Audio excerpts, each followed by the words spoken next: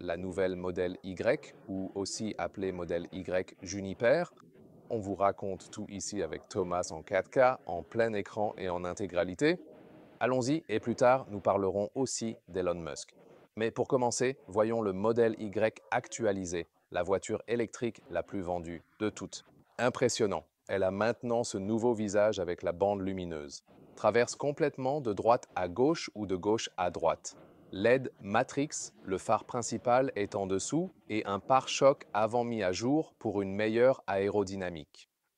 On rapporte qu'il est effectivement 5% plus efficace et également, en outre, 20% plus performant en ce qui concerne la réduction du bruit ambiant. Mieux isolé, meilleure aérodynamique, on peut donc espérer un peu plus d'autonomie grâce à ces mesures d'efficacité. Ils ont aussi examiné les consommateurs électriques pour les rendre plus efficaces. Le chiffre officiel indique maintenant une consommation réduite d'1,3 kWh sur 100 km, intéressant bien sûr. Nous le testerons pour vous bientôt. Autre changement intéressant, la caméra frontale. On peut le voir juste ici en bas, ainsi vous pouvez aussi regarder devant vous en vous garant, etc. Une vue complète est possible et il peut être nettoyé et chauffé. Quicksilver est cette couleur de véhicule, l'une des nouvelles couleurs qui était déjà disponible avant le relooking. Ça rend bien sur la voiture. Oui, et je pense, j'aime la signature lumineuse. Ici, cela semble vraiment frappant en effet. La longueur reste à 4,79 mètres. Nouvelles roues aérodynamiques de 19 pouces qui sont davantage optimisées ici pour une meilleure efficacité. Vous pouvez aussi choisir des roues de 20 pouces. Un modèle d'entrée à propulsion arrière sera de nouveau disponible. Voici donc le modèle à transmission intégrale. Les vitres teintées de noir ici assurent un look très propre et élégant, et comme vous pouvez déjà le voir de l'extérieur, c'est vraiment très aérodynamique. Tesla indique qu'il n'y a aucun changement pour les tailles des batteries. La batterie d'entrée reste à environ 62 kWh, tout comme la plus grande batterie, près de 80 kWh. Donc tous les gains d'autonomie sont dus à cette nouvelle efficacité et non parce qu'ils ont changé quelque chose de la capacité de la batterie. La capacité précise de la batterie, c'est quelque chose que j'ai aussi critiqué car on n'obtient jamais d'informations officielles à ce sujet et les gens le découvrent réellement en regardant leurs propres documents de voiture et en discutant, vous savez, sur les forums, etc. Donc, ce n'est pas aussi transparent que pour les tailles de batterie. Vous pouvez voir qu'ils sont projetés et cela donne cet effet vraiment cool ici que vous voyez les lettres Tesla ici. Oui, ça a l'air vraiment sympa, n'est-ce pas? Cette projection lumineuse, vous l'avez peut-être toujours vue. Ici est un véhicule spécification américaine et vous pouvez aussi voir ici que vous avez l'indicateur rouge supplémentaire du côté droit, bien que cette voiture très précoce ait été construite près de là où je suis ici dans la région de Berlin, donc à la Gigafactory Tesla de Berlin-Brandebourg. Et pour tous les clients européens, le modèle Y viendra alors également de cette région proche de Berlin. Ce n'est pas exactement à Berlin, mais à environ 1 heure de route en dehors de la capitale. Les clients européens obtiendront cette voiture. Et bien sûr, on abordera aussi le sujet d'Elon Musk plus tard. Acheter des voitures est devenu politique, surtout concernant le lieu de fabrication, etc. Mais nous en parlerons plus tard, comme je l'ai dit. Le verre, au fait, est aussi très important pour cela. Le toit en haut réfléchit également mieux la chaleur, ce qui, d'après eux, augmente l'efficacité car on dépense moins d'énergie pour la climatisation à l'intérieur, et ainsi de suite. Feux de détresse, ils sont un peu intégrés dans cette nouvelle signature lumineuse, mais je pense qu'ils sont quand même suffisamment visibles. Et à l'arrière, oui, Tesla est parfois connu pour faire de petits clignotants. Ces feux sont suffisamment larges et bien visibles ici, dans cette zone. Et c'est le feu de freinage que vous apercevez ici. Et voici le véritable feu stop juste là. Il est bien sûr toujours important de choisir plutôt les petites roues, comme ici les roues de 19 pouces. Je conseille fortement d'éviter les roues de 20 pouces car elles rendent la conduite bien plus rigide. Ça fait toujours plus cool, mais les petites roues améliorent l'efficacité et le confort de conduite. Parlons du coffre avant. Grâce à l'application disponible sur votre smartphone, il est possible d'ouvrir ce coffre très facilement. J'ai un assistant magique dans le véhicule. Voilà. Avec le Frunk, il est vraiment très grand, parfait pour divers usages, pas seulement pour un câble de recharge, souvent inutile puisque la boîte murale chez vous et le superchargeur en possèdent déjà un. Ainsi, il s'agit plutôt d'une malle en effet. Si vous entendez des bruits de mécanique en arrière-plan, c'est parce que nous sommes essentiellement dans un atelier Tesla ici près de Berlin. Alors à côté, des gens travaillent en fait sur d'autres voitures. Un autre changement ici, optimisation aérodynamique des rétroviseurs latéraux, très intéressant. Cela canalise l'air à vitesse maximale. La vitesse maximale reste de 200 km par heure ou 125 miles par heure, ce qui est suffisant pour l'autoroute allemande. Capacité de remorquage de 1,6 tonnes.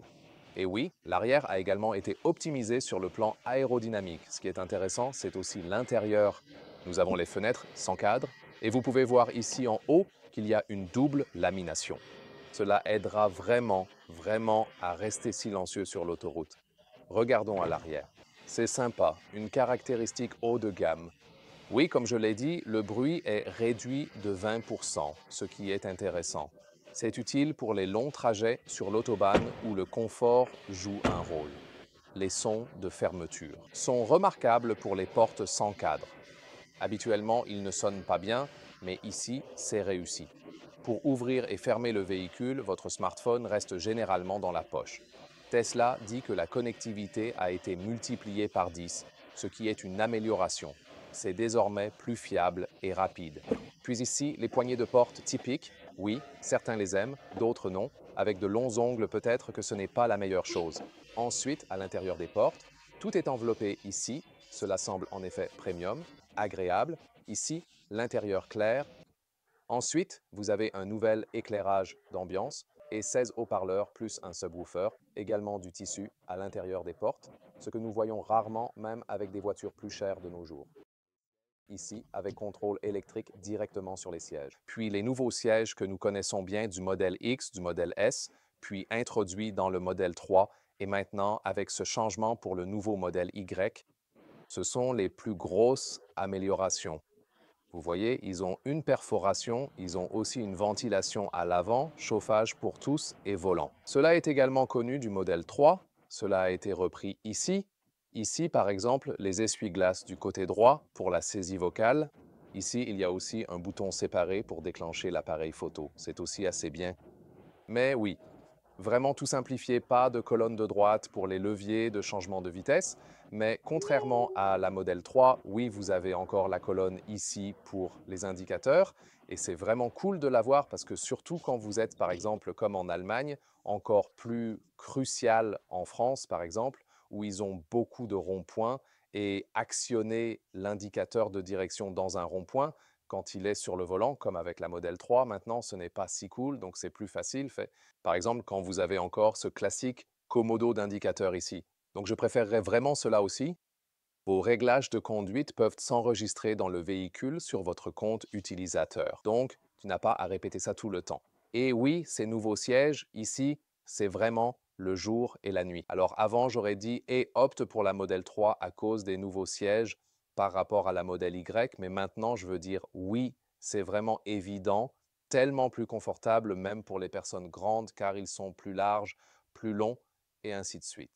Ensuite, aussi la perforation, tu as déjà une sorte de refroidissement passif avec la ventilation active, bien sûr, et tu as le refroidissement actif. Donc oui, tu es prêt pour tout. Et souviens-toi que tout l'intérieur est sans produits animaux. Donc il y a une approche très cohérente et c'est standard. Personne ne s'en plaint vraiment. Ça fonctionne très bien. Ils sont super confortables. Vous pouvez les essuyer facilement et vous avez une ventilation active. Que souhaiter de plus? Espace pour la tête, beaucoup d'espace. Voici le toit fixe. Oui, nous savons que, par exemple, dans des États très chauds comme le Texas et ainsi de suite, les gens enveloppent leur Tesla de l'extérieur parce que peu importe ce que l'on dit, même si ça reflète la chaleur, il fera toujours plus chaud par rapport au toit fixe. Pourtant, ils ont promis que cela réfléchit mieux la chaleur maintenant. Nous verrons si cela résout peut-être le problème. Intéressant ici d'ailleurs que vous ayez déjà ce store solaire intégré incurvé. Bienvenue dans cet intérieur encore plus net et raffiné qu'avant. Vraiment sympa ici avec le tissu lumineux sur la partie supérieure, puis cet éclairage d'ambiance qui fait tout le tour comme une rivière. Et la boîte à gants, vous l'ouvrez toujours ici dans le système d'infodivertissement qui est ici assez peu profond. Je pense que les sièges en clair sont vraiment jolis, pas vrai? Ils intègrent un appui-tête, bien sûr. Vous pouvez toujours obtenir la version noire comme d'habitude à l'avant. On sait déjà que c'est similaire à deux chargeurs à induction en microfibre. Console centrale, ça s'ouvre. Elles sont aussi adaptatives ici et beaucoup d'espace. Oui, tu peux tout cacher. Il y a un chargeur 12 volts à l'intérieur. Et ici dessous, encore plus d'espace. Et je veux dire, cela ne peut pas être ajusté. Mais la qualité de fabrication globale, tout semble et a l'air plutôt bien, bien sûr. Une critique très justifiée est toujours pas d'affichage tête haute ni d'instrument numérique. Et certaines personnes disent Hey, ça me va, je vois la vitesse, ici c'est bon, le changement de vitesse encore ici à gauche, comme avec la version mise à jour du modèle 3 pour avancer ou reculer quand tu maintiens le frein. Pour le moment, le mode showroom est activé. Des boutons d'urgence sont aussi en haut ici. Si l'écran tactile échoue, vous pouvez aussi choisir les vitesses en haut. Et ici, vous pouvez aussi activer les feux de détresse, par exemple, parce que c'est obligatoire d'en avoir. Nous pouvons déjà regarder la caméra ici, parce que vous pouvez voir cela à l'avant. Et ici, sur le côté, on voit les autres modèles. Ce qui est aussi intéressant, c'est que lorsque j'utilise les clignotants, j'ai la vue de l'angle mort qui apparaît également à droite ou à gauche. Mais oui, on se sent vraiment bien ici et on peut encore utiliser les vrais clignotants. Je pense que c'est un mélange avec lequel nous pouvons vivre confortablement. Sur le volant, il y a des commandes utiles, comme un bouton rotatif pour le volume, ce qui est vraiment pratique. Le design est net, propre, avec une touche premium. J'aurais toutefois préféré un affichage tête haute. Chez Tesla, c'est connu, les modèles S et X diffèrent, mais pour les modèles 3 et Y, ils ont choisi de réduire au maximum les éléments, ce qui donne un style épuré. Mais en même temps, ça fait une superbe impression ici aussi quand on voit, porte fermée, cet éclairage d'ambiance passer tout l'intérieur jusqu'aux portes. Cela fait une très bonne impression. D'autres nouveautés arrivent, même à l'arrière, et le coffre est aussi intéressant. Je dois dire cependant que le changement de vitesse ici, je ne trouve pas ça si cool à l'écran. Léa aime ça. Mais quand nous avions la Model 3 et que nous la conduisions, nous avons activé ce changement de vitesse. Automatique, car c'est vraiment un gain. Vous vous attachez simplement et démarrez le véhicule. Et ensuite, par exemple, s'il y a un mur devant vous, l'automatique passe la marche arrière juste en passant de la marche arrière à avant et inversement. Cela, vous devez le faire sur un écran, mais la première sélection de vitesse quand vous démarrez, dans la plupart des cas, ça fonctionne. La voiture choisit automatiquement la bonne vitesse du point de vue du conducteur. Ce qui est intéressant ici, c'est l'ouvre-porte électrique comme ça. La poignée de sécurité manuelle se trouve juste ici. Vous pouvez la tirer de cette façon, donc cela est effectivement possible. Sur le volant, on trouve que le côté gauche ajuste le volume, coupe le son ou bien met en pause. En appuyant longuement, ensuite, appuyer à gauche pour aussi, par exemple, sélectionner la température. Et ensuite, avec mon pouce gauche, je peux contrôler la température. Donc, ce serait une bonne alternative à tout faire sur l'écran, parce que autrement, je dois le faire comme ça.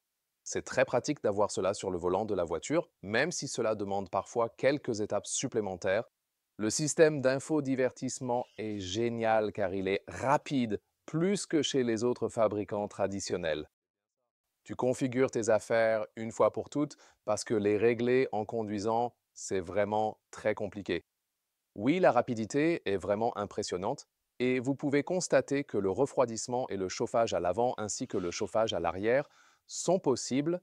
Et ici, encore une fois, vous voyez cette vue de la caméra que vous pouvez également activer depuis le volant. C'est vraiment pratique et faisable. Et bien illuminé du côté passager, ce qui est agréable. Et vous pouvez aussi, des deux côtés, en fait, le prolonger un peu vers les côtés. Alors c'est vraiment bien selon la direction du soleil. Oh, il n'y a pas de poignée à l'intérieur. Oh my Donc, god. si moi, enfin, si je conduis un peu plus rapidement à nouveau, elle ne peut pas s'accrocher fermement. Les sièges d'abord ici, la porte arrière bien couverte, encore une fois, un tissu agréable, un autre haut-parleur ici, puis le tissu couvre aussi l'intérieur de la porte à l'arrière, la configuration lumineuse qui peut aussi être noire isofix sur les parties extérieures, bonne profondeur de siège, belle qualité ici sur la partie supérieure dure d'y aller, là peut-être sur le côté pour rabattre celui-ci, large accoudoir des deux côtés et les portes-gobelets sont aussi adaptatifs. Ici, j'ai encore de la marge et des crochets à vêtements au plafond qui font un petit clic. Je peux aussi ajuster électroniquement les sièges arrière selon mes préférences, les rendant plus droits ou inclinés avec les commandes en bas. Cela jouera un rôle dans la configuration du coffre, ce qui sera intéressant à observer. Pour l'espace jambes, j'ai réglé le siège comme si je conduisais habituellement. J'ai encore de l'espace pour les jambes. On peut facilement y mettre 5 adultes grande taille, car on peut aussi s'asseoir au milieu. C'est assez confortable, oui, un peu plus ferme au niveau de la surface et aussi du dos, mais ça fonctionne. Vraiment. Avec la plateforme électrique, pas de tunnel central, juste un fond complètement plat. Il y aura aussi des versions 7 places avec 2 sièges supplémentaires à l'arrière. En Chine, ils vendent aussi une version avec 6 places. Pas sûr que cela arrive ici. À nos marchés, à un moment donné, nous devrons voir cela. 2 chargeurs USB-C ici à l'arrière maintenant. Chacun 65 watts, moi c'est vraiment cool. Nouvel écran aussi. Regardez YouTube, vos épisodes d'autogrupuel préférés, bien sûr, ici à l'arrière de la Tesla. Le volume se règle facilement ici et il y a également une unité de climatisation séparée pour l'arrière que l'on peut ajuster directement via l'écran tactile, comme c'est le cas dans le modèle 3, et il y a aussi la zone de jeu. En parlant de l'écran arrière, Tesla évoque la réduction des coûts et la simplification en évitant les instruments à l'avant ou les affichages tête haute, qui seraient pourtant nécessaires et réclamés par des milliers de clients fidèles. Pourtant, ils choisissent de mettre un écran à l'arrière, ce qui me semble vraiment illogique dans leur stratégie globale.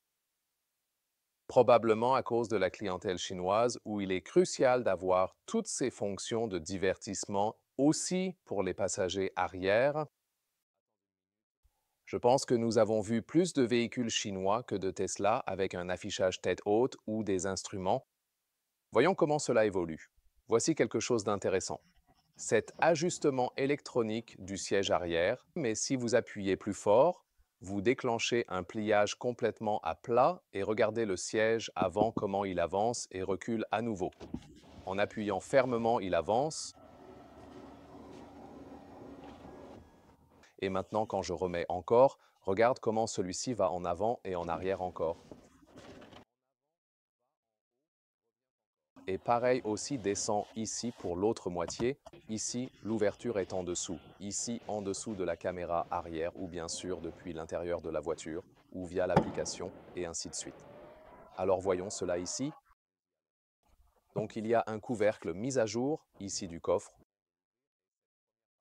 Vous pouvez voir que le trolley cabine en position verticale s'adapte exactement. Oui, cette partie fait un peu moins d'1 mètre ou 40 pouces. Mais ensuite, il y a les passages de roues et la largeur est d'1 mètre 10 ou 43 pouces et la hauteur totale ici environ 70 cm ou presque 28 pouces. Je peux mieux montrer ça quand vous l'enlevez complètement. Et voilà, c'est parti. Voici le pliage électrique des sièges arrière. Une simple pression suivie d'une autre et c'est terminé. Ouais, c'est plutôt cool, non? Déverrouillage à distance. Et là encore, vous pouvez voir les sièges avant aller vers l'avant puis revenir en arrière. Et oui, laissez-moi simplement mesurer cela ici avant de le remettre. Presque 2 mètres complets ou 79 pouces. C'est assez cool et maintenant regardez les sièges avant, c'est vraiment difficile à voir d'ici. Appuyez une fois de plus pour les remettre en place. Puis les sièges arrière se relèvent et ensuite les sièges avant reviennent à nouveau. Vous pouvez également voir que celui-ci peut être replié manuellement comme une trappe à ski. C'est aussi possible, donc vraiment de bonnes améliorations. Et en dessous, encore une fois, beaucoup plus d'espace. Voilà, on peut aussi mettre un câble de recharge là, mais je veux dire même une valise. Je peux vous montrer ça. Oui, c'est toujours quelque chose de cool. Vous pouvez mettre une valise entière ici en dessous comme ça. Et puis bien sûr, il y a encore plus d'espace disponible ici. Et c'est pourquoi il est globalement à presque 2140 litres si vous pliez tout et appuyez également sur la partie inférieure. Alors, que savons-nous d'autre? La grande batterie, pic de charge de 250 kW. Bientôt, on pourra aussi faire un test de superchargeur pour vous. Grande batterie NMC. Petite batterie n'est pas encore confirmée au moment du tournage, mais nous attendons à nouveau la petite batterie avec la chimie LFP. Et nous pouvons également vous tenir informé des temps de chargement à un stade ultérieur. Quant à l'autonomie, oui, elle a été augmentée. Et nous savons que même sur l'autoroute à des vitesses plus élevées, c'est l'un des véhicules électriques les plus efficaces qui existent. Cela dépend toujours de la température, etc. Mais même sans température idéale et à grande vitesse sur autoroute, vous pouvez parcourir 500 km ou 300 miles avec elle. Et en été, avec une utilisation encore plus urbaine, il ira encore plus loin. Ils ont vraiment amélioré beaucoup de détails tout en restant parmi les plus efficaces que l'on trouve sur le marché. La voiture présente ici coûtera environ 60 000 euros en Allemagne. Celui-ci a déjà le crochet de remorquage et des options comme l'accélération, etc. Il a aussi la grande batterie. Le prix de départ sera probablement de 45 000 euros avec une petite batterie à la dernière étape. On peut dire qu'avec la mise à jour, les prix ne changeront pas beaucoup, ce qui est rare car les prix augmentent généralement avec le lifting ou plus de fonctionnalités, mais ici, comme vu avec le modèle 3, pratiquement au même prix. Et puis, bien sûr, il y a la grande discussion sur le dirigeant de l'entreprise, Elon Musk. Ce qui est clairement vrai, je pense que nous pouvons tous être d'accord là-dessus, c'est que Elon Musk est à la fois un génie et un visionnaire. D'un autre côté, il est aussi un des plus grands trolls et a fait de nombreuses choses douteuses. Le problème majeur est que ses actions et propos vont à l'encontre de son public cible principal. D'où les autocollants sur les Tesla disant j'ai acheté ça avant qu'Elon devienne fou. En effet, ceux qui achètent des Tesla veulent lutter contre le changement climatique, avoir un véhicule propre, et quand ils se déplacent politiquement dans l'autre sens, il s'oppose à son propre groupe cible principal. C'est le principal problème en tant que chef d'entreprise et nous pouvons aussi convenir que si un autre PDG d'une autre entreprise avait, vous savez, fait un salut nazi en public, il serait remplacé et un nouveau PDG serait nommé. Mais comme il est aussi le propriétaire de l'entreprise, il reste en place, bien sûr. Donc, je peux comprendre les deux arguments si quelqu'un dit d'accord, c'est une excellente voiture avec beaucoup de gens formidables dans l'entreprise et je ne veux pas pénaliser les autres employés à cause du PDG. Par conséquent, je continue d'acheter les véhicules. Cet argument est compréhensible, mais il est également compréhensible si certains disent qu'ils sont tellement contre le PDG qu'ils ne peuvent plus se justifier d'acheter cette marque. Les deux points de vue méritent d'être discutés. Et vous, qu'en pensez-vous? Participez à la discussion et laissez vos commentaires sur le produit et commentez également sur l'affaire Elon Musk.